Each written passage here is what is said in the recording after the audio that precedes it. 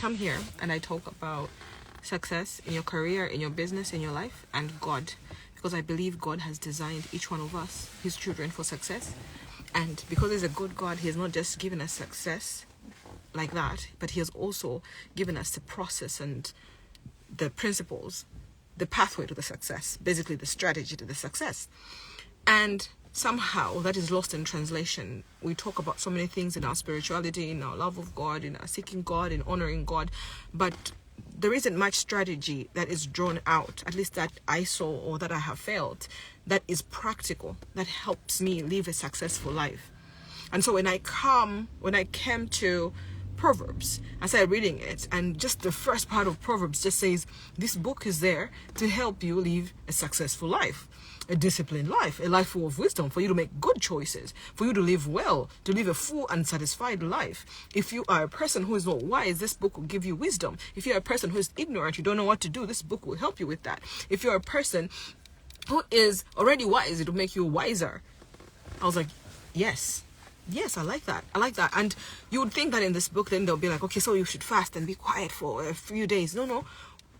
Everything that God gives in Proverbs for your success and prosperity is very practical. He's going to call out on your behavior. He's going to call out on the simple things. Like the other day, I was reading Proverbs and I was like surprised that God was saying, it's an abomination for me. That's God, right? It's an abomination for God when you use false scales. That's like a business thing, isn't it? Where you are using a different scale for different people, and God calls it an abomination to him. I'm like, what? And he says, if you visit your neighbor too much, it will become a burden. Don't do it. I'm like it's simple, practical wisdom. And God calls it essential for your success. It says it changes you, it builds you up, it allows you to live a successful, fulfilling life. It says it grants you righteousness, and God calls righteousness your ability to do right, to do justice, to be fair. And then he accredits so much of what we desire in our lives, like wealth, riches, peace, and all these good relationships. He accredits them to a righteous person. He says these things come to a righteous person, not because they're praying, but because they're doing these things, they're making these choices, they are prudent, they are wise, they have understanding, they have knowledge. And so this is a very practical book. God being practical to say, okay, success is not a mystery, my child. Success is designed, embedded in you, because God never asks you for things he has not given you the capacity for. So when he says, I want you to live a disciplined and successful life, he knows he designed you to live a disciplined and successful life. It's just like any manufacturer. You not see someone manufacture a bottle and they say, I've designed this bottle to leak and not be functional and to frustrate the user. No. When God designed you, he designed you to be effective, to be fruitful, to add value, to live well, and to be satisfied in your life. And when you go through Proverbs, you see God's intention being followed by the actions you need to take. And the actions are not mysterious. The actions are not like, sometimes as Christians, you go through situations and you're like, in God's time, it's just God. It's up to God, not me. No, God demystifies that and he says, okay, when you get these results, it's because you're doing this certain things, especially in your career, in your relationships, in your business, in your finances. God has said so much, and when you look at it with the eyes of God himself, by his grace that he has opened up in you, your willingness to listen, you see yourself there and say, this is why I'm struggling, this is why my career is not going anywhere. I gave an example before where in the past in my career, I was always like the straight talker. I would talk to whatever boss, I would just be straight talking and straight reacting. I'm not interested, and I'll make sure everyone, even my boss, knows I'm not interested, I'm not participating, I don't care what you think, and for me that felt like I'm just the way I am. What do you call this? No nonsense person. I felt like I'm a no-nonsense person. I'm what I am. But God calls it out in the Bible, in the book of Proverbs, and he calls it foolishness. He says you don't play with people who are in power like that. You get burnt. And so sometimes you're dying before your time in your career. You're dying before your time in your finances. Not because God is not establishing you, but because God has let you reap the fruit of your foolishness. Because in the Bible here, in Proverbs, he says, well, I have a path for success for you, a strategy for success, because I designed you. I know what you should be doing and how you should be operating. I know humans. So here is how you operate in this human lane and succeed. That's what God is saying. But then he says, but you have a choice. This is how I made you as a human. You have a choice to choose my way or not. I don't want you to be a robot. But he says, when you make a choice, the choice will have consequences. And sometimes just make the wrong choices over and over, and we're surprised by the consequences. That doesn't work like that. Yeah. So when God is calling us, especially I'm focusing on Proverbs 1, he's saying, come to this book, come to Proverbs. Come to Proverbs if you need elevation in your life, in your career, in your finances, in your relationship. You need elevation, you need a new level, a new experience. You're tired of all the games, you're tired of lack of progress, stagnation. He says, come get wisdom, come get understanding. But if you're one of those people who are also doing well in these areas, you're like, I'm not stuck, I'm not stagnated, I'm making progress, I love where I'm at, but I could do more. And God says, okay, if you're already wise, if you're already doing well, come in. You'll be wiser. See, so that's the core of God in Proverbs. And that's something we should understand, that God is not clueless about what you should do. God is not clueless about success. God is not outdated in our day. With tech and everything around, he's not like, oh, how are we going to maneuver? How are we going to succeed? You might feel that way, but God is not like that. And so he calls you to say, come sit at this table. Let me train you. Let me teach you. Let me show you how you can succeed, how you can live a meaningful, significant life. Come sit at the table, and it's up to you to sit at the table. And what you do at the table, you can sit and be daydreaming about other things, or you can sit and listen to him. You can sit and let him train you. Sometimes when God is speaking to you, he will just poke a hole at you, poke at you, not a hole, but poke at you. You know, he will poke at you, and you feel like, oh. Like for me, I was telling my husband the other day that Proverbs says when you speak or answer without listening, you are a fool. And when I read it, I felt like, God, I felt like, okay, because I answered before listening. It's a tendency I have had where when you're speaking, I already have an idea of what I'm going to say. And God was just saying, you do that, and that's foolish. And if you're a fool, you're planting the seed of a fool, you harvest more foolishness. You harvest pain. And God, in trying to make us avoid these unnecessary pains we go through with the choices we make, simple choices like, shh, be quiet. Simple choices like, respect that person. He has your CV on his desk. Respect him. Just don't say much. Don't be like, people pleasing. Just respect the person and say thank you and go. You don't know that he's the one making a decision on that area. And God is just telling you, respect and go. God is saying, okay, do honest business. Just be honest. No, that's not 10 pounds. That's not 10 pounds. That's actually 7 pounds. That's the price of that thing. Be honest. He's saying simple things like that. But what he's telling you is, all these things matter. They are going somewhere, and they'll bring a harvest back to you. And because as humans, we might not see the harvest when it's coming back, because we're thinking life is just physical. We're not seeing the spiritual impact of our actions, even though they seem meaningless. We then end up harvesting a harvest of deception, a harvest of lies, a harvest of stagnation later because of the choices we made, because we were insensitive to God. So we have to let God talk to us. We have to let God train us. We have to let God sit us down. And we have to give him our attention and say, yes, sir. And you sit there and he says, you are foolish. You say, yes, sir. How can I change it? You're foolish because you did this. Not like, what? Really foolish? No, you'll be like, okay, sir. Because he can't be wrong. And whenever he's telling you something and he's calling out something, it's because he wants to help you. He has a success strategy for you, but you have to be willing to participate in it. So, number one is you have to know that he has a plan and he wants you to sit at the table. Let him train you. Number two, you have to understand that he wants you to guard your attention at that table. So all through life, and especially now in our time, there's a hit, like a target on us, on our attention. Because your attention is your window to the mind, to your soul. Everything that happens internally to you is coming through your attention. So what you pay attention to, what you hear, what you talk about, everything is just building you on the inside. I'll give you an example of me giving my attention to YouTube videos that are talking about cooking. So I watch a lot of them. I watch even the short ones, the long ones. I'm watching all these people talk about health and cooking and nice food. I'm like, I didn't know that you can mix that with that. I do that a couple of days. Before you know it, I'm making that food. I am driven to go to the supermarket. It wasn't my day to go to the supermarket. I'm just like, I don't have that ingredient. I just want to try it. Then I go home, I try it, and we eat, and we're like, oh, this is nice food. What happened? What happened is that I gave my attention to these things that are now inspiring me from the inside. And that's a simple thing and an immediate thing. But now think about things that you have been giving your attention for years. Things about relationships, deception, things about character and tendencies. You have given attention so many years. Now you can't trust. Now you can't manage your money. Now you can't think straight. Now you can't operate in a career positively. Now you can't not gossip. Now you can't be diligent, because these things have been conditioning you consistently. And now you are just walking, making all these choices that are calling foolishness to you. Making choices that are bringing consequences, burdensome consequences to you. You know, making choices that are like you drinking poison and thinking, I'll be healthy from this, and it's not going to work. And God is like, stop drinking the poison if you want to be healthy. And you're like, yeah, I will. And you drink a little more and drink a little more. You see, that is the conditioning that comes through attention. And so when you go through Proverbs, the thing God says consistently is that, listen, pay attention, apply your heart to what I'm telling you. Listen to this instruction. What he's saying is, can you pay attention with your ears and eyes and everything, but also your heart?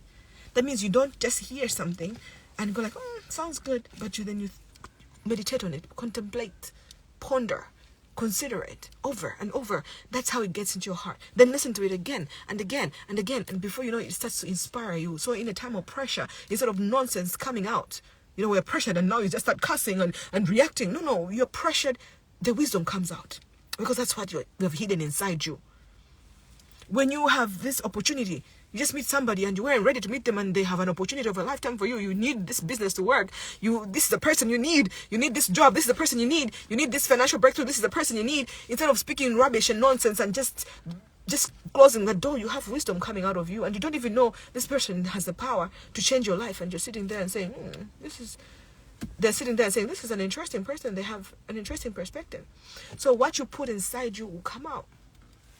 What you put inside you will come out. And it will come out in ways you don't even understand. Sometimes you can see clearly, like I'm saying, that I watched cooking shows and I saw that I started cooking more.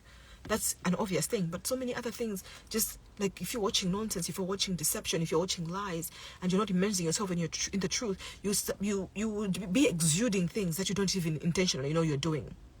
So you'll be there in a meeting, you just lie a little bit because you've seen so much of it normalized. You can't even tell that you're lying, or you can't even tell that you're being sketchy or being dishonest, and someone is sensing it and they're saying, you can't trust this person. They say one thing, they do another thing.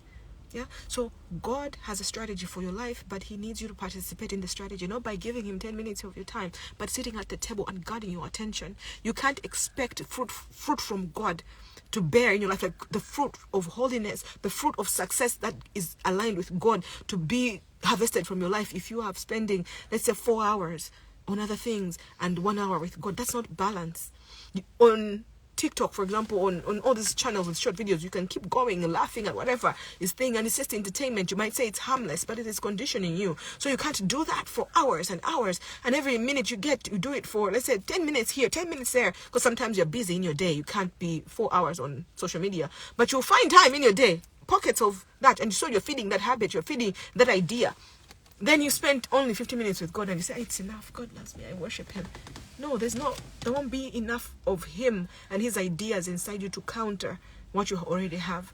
So whatever fuels you, whatever has your attention, has your life, and it will order your steps. So even how you dress is a reflection of what is within you, what you want from life. Even how you speak reflects something that is within you. We can say, no, it's just fun. It's fun. But what you define as fun is from within you. Yeah. So when God is talking about success for his people, he knows that he has designed you a certain way. And so he first of all says, I need you to know that I have that strategy. And number two, I need you to know that your attention is valuable. And this is why the world is vying for it so strongly. This is why everything is designed to take your attention away. Apps to chat quickly, to chat with everyone. Yes, they are good, they help you, but now they're just taking away from you. Time you would have been quiet, letting God give you ideas. You're busy now entertaining nonsense, entertaining things that are going nowhere. And why? Because you do not understand that the God who made you has a proper, full strategy for your life. And therefore, you can't make time for it because you don't see the impact of it or the relevance on it. What I would advise is, let's sit down with the word. Sit at the table with God and say, God, the truth is, my attention, I'd rather put it on TikTok because those people are funny out there. Because that story is enticing. That drama is crazy. I really, really enjoy it. But I know this is important. May you create a desire in me for you. May you create a desire in me for your word. May you interpret it in a way that is relevant to me, so that I don't just read it and say, oh, that's nice, and move on. But that I make adjustments, that I am led by you, that I am walking in your ways. That is going to change you in a big way. The last thing God mentions in Proverbs here, Proverbs 1, he says he has a strategy for your life, and he says he wants your attention, like your attention, proper attention, guard that attention. Then he says that you have to understand that there'll be enticement. Enticement is when something is appealing to the things that are good to you, like things that you like. To something with deception. When a person is trying to deceive you, they'll come in the form of the things that you like. And so sometimes you think, I can't be deceived, but that is because sometimes it's not deception. If I come to you and say, this is a bottle of Coke, you know it's not a bottle of Coke. That's not deception. But if I bring something that looks like Coke, if I say this is water with a bit of water, if I try to imitate the real thing as closely as possible, that is deception. That is enticing. The Bible says the devil comes as an angel of light. Why is this dark person coming as an angel of light? We like light. Everybody loves an angel of light. So when he comes as an angel of light, like a good thing, then he's able, if he comes as an angel of light, as a good thing, then he's able to properly distract you. And the purpose of a distraction is not just to keep you distracted, it's to destroy you. So you'll be there thinking, oh, this is a good thing that I have. Not knowing that this good thing is going to cost you your life, your financial well-being, your career later. But today it feels so good. I was giving you an example of a cupcake, a beautiful cupcake. It's like nice and yummy, and you're like, oh, I love it. I'm going to eat it. What if somebody tells you, okay, the cost of this cupcake is that in 2 years will take your house away? You'd be like, I don't want this cupcake. What do you mean? My house, no matter how yummy, no matter who made it, no way I'm giving away my house for a cupcake. You know, that kind of thing? That doesn't add up. But deception does that very well. So you bring the cupcake. They will not tell you about the house you're losing later, but they'll sell the cupcake so much. And maybe you're hungry. Maybe you love cupcakes. Maybe whatever. And then you end up going for this cupcake. You're like, yes. You eat it and you're like, oh, that was the best. And then 2 years later, they just say, oh, well, now we have to take the house. And you're like, what? Then they'll show you the contract and the deal. Like when you bought and ate that cupcake, you were actually selling us your house. That's what deception is like. It comes back later for something bigger than it promised, for something bigger than you bargained for. And so in Proverbs 1, God is telling you he has a strategy for you. And then the second thing is telling you that he wants your attention, but he's trying to also tell you that there will be enticement. You will be enticed. There are forces just studying you and understanding you, what you want. They have already understood and they know the assignment and they know how to entice you. So there'll be a lot of counterfeit things that are coming into your life, counterfeit offers, opportunities, relationships. They'll come. Their aim is to not just distract you but destroy you. And your job is for you to be so immersed in the truth that you're able to tell the counterfeit from the real thing. If you're going to start working in a bank and they want you to be able to tell counterfeits from the real money, they're going to train you. They're going to train you because they know the people who are making counterfeits are not just printing the money randomly. They are trying to imitate the real thing. And if you are quick, if you are shallow, if you are not well trained, you put in lots of counterfeits. You look at it and say, oh, this makes sense. It feels right. It looks right. And you put it there. So the only way to avoid enticement is to sit at that table God has made for you with your strategy and to let God teach you. Keep his instruction in your heart.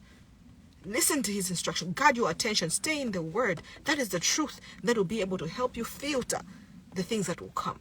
Because those enticements will come. They are guaranteed. They're already there. Some of you are sitting with the enticement there. It's destroying you and eating you up. And you're there supporting it. Oh, it's fine. I enjoy it. It's good. And it's killing you. You need to be able to be with God. And God will show you and you look at it and you'll be like, what is this? You'll be shocked. The things that you're sitting with, the habits that you're loving, the habits and behaviors that you celebrate, they are blocking the very things that you want from life. I want to build my end game is to build this successful business, but every habit you are cultivating, that lack of discipline, lack of diligence, you don't respect anybody, won't be able to help you build that business. You can't. But you're celebrating these habits and you say, this is the way I am, I can't change. Then what do you want? Do you want what you want or you want these habits? Because sometimes when you decide on a destination, you have to know that a route is mapped out to that destination. Just because you have decided a destination doesn't mean every route will take you there. It limits the routes you have to take. So if you're going north, you can't all of a sudden say, okay, so because I'm going north, I'm going to go south. It doesn't make sense. You will not end up in the north if you go south. Yeah? So, I don't know what happens to my background. I'm doing these videos and it just does fireworks or balloons. Something. But yeah. So that's God's deal to us in Proverbs. His success is so different from how the world defines success. When the world gives you success, you can prosper in your work and suffer in your relationships. You can prosper in your relationships and suffer in your work. Because that's a word. It can't meet all your needs like God can. But when God says, I want to give you success, He has thought of your children. He has thought of your tomorrow, your parents. He has thought of your social life, your health. He has thought of all that, and He knows how to design a well-balanced life. But the devil has a different plan for you. He can give you success in one area, and then because he's not God, He's not going to balance things. And you end up carrying a burden, bearing unnecessary pain, because you did not choose to succeed God's way. Succeeding God's way means sitting at that table, guarding your attention and letting Him train you.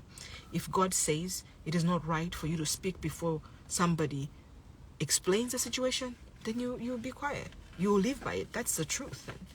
If God says it is good to give to the poor, and those who give to the poor will never lack, you will give to the poor.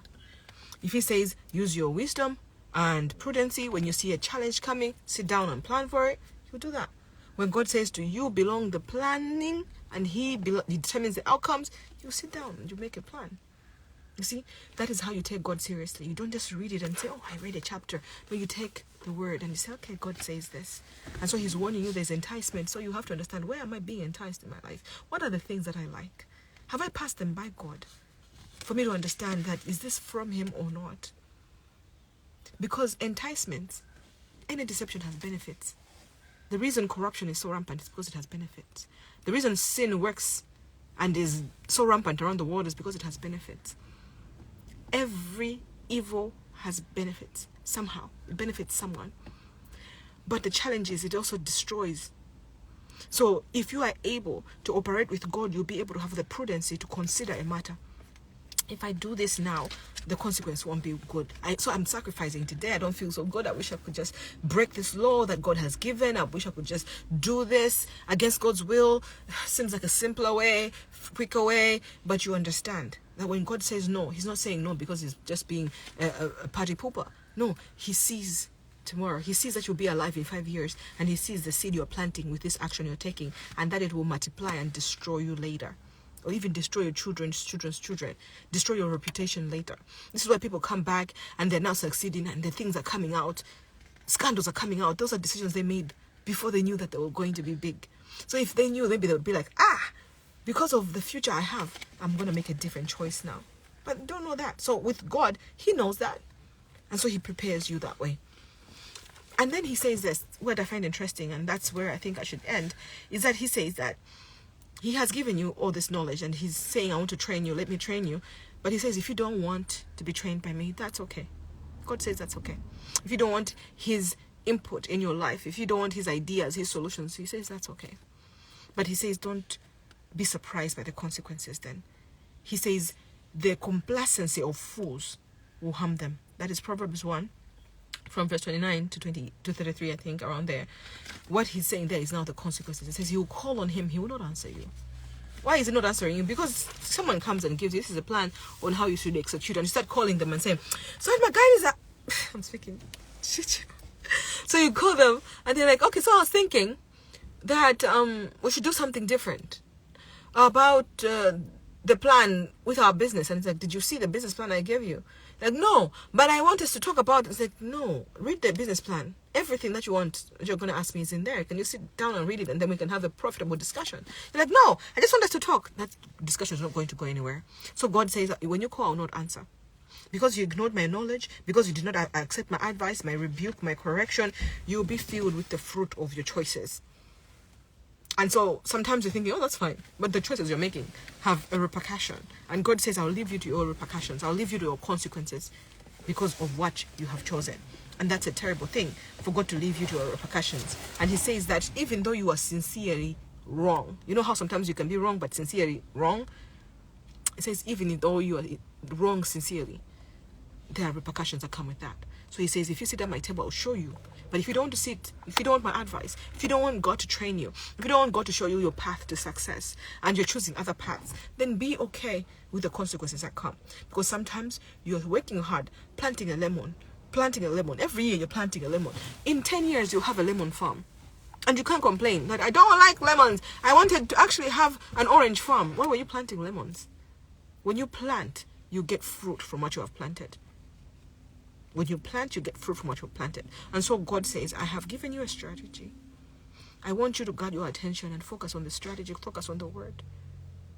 And then he says that I want you to mind the enticements that will come from people, that will come from apps and whatever. They'll be enticing you outside my plan, enticing you, offering you benefits outside me. But he says, resist those. That's God's offer. And you have a choice to make. Your choice is to either follow God's ways, God's plan, God's purpose, God's principles, or then he says, or you eat the fruit of your consequences. You call me, I will not answer. You will have to endure the fruit and harvest what you have planted, because you have ignored me, you have ignored my advice, you have ignored my instructions. Then you have made a choice. And sometimes we are praying against the consequences of the choices we made. And God is a good father. He's like, no, I can't take away the consequences. You need to learn. Because when I was speaking to you over and over, you kept ignoring me. So I need you to learn. You see? So I pray that when you are spending time in your day and planning your day and your time, you will take notice of what you're doing with your attention. Because that's very important. Give God your attention. Read the book of Proverbs. If you want career success, financial success, read. Get knowledge. That is your biggest ally. Get knowledge, get understanding. And if you can't stir yourself up to enjoy the word of God, pray and say, God, help me desire your word. Help me love your word. Help me delight in your word. Help me. And he will do that. And the word will begin to read you. It will begin to show you that, this is you here. Oh, this is you. This is what you're doing. This friendship. This is what you're doing in your career. You need to stop this. You need to stop that. And it will begin to change you. And when God blesses you, and when God grants you success, the door opens. And it is you who has to step into that door. When you step into the door, the substance you have within you has to show up. If you have nonsense within you, you'll be there. The opportunity is there. You have nothing to say. You have no benefit. The opportunity will be shut down. And you'll be like, no, it wasn't God's time. No, you weren't prepared. So your job is to prepare. Sit with the word. Sit with God. Be trained. Guard your attention. Learn about your field. Understand your trends in whatever you work on. Wherever you are right now, you might like it or not. Invest time in the word. God help me have my attention guarded. Ask God to help you that. So your attention is in God's word. Your attention is in your field. You're not just being entertained, but you're growing intentionally, cultivating something beneficial. And when the door opens, which God only can open, you'll be there and you have substance. You be there, you not put your family to shame, or God to shame, or yourself to shame. You have something to say. Because imagine, you're just watching TikToks and living your best life, you're doing the bare minimum with your life. God opens the door and you're before a prime minister and you have to present something and you're like, yeesh. You have nothing good to say, other than little jokes that you have seen online and you want to laugh about. Or some complaints you have heard. Inflation. And they're like, what is inflation? They're like, okay, I know inflation, but I can't explain it. You see, prepare. And preparation is you sitting quietly with the word. And God will begin to put new ideas, new opportunities, new connections, new tendencies in your heart as you spend time in his word. Okay? All right. Thank you for spending time with me. Like, share, subscribe. That's what my son likes to say. And I did a video earlier and I didn't say like, share, and subscribe. And he was like, why didn't you say it? So like, share, and subscribe. And thank you for joining me. I pray that you experience a dimension of God that is practical, that is powerful, and that is fruitful, because you're designed to be fruitful. Talk to you soon.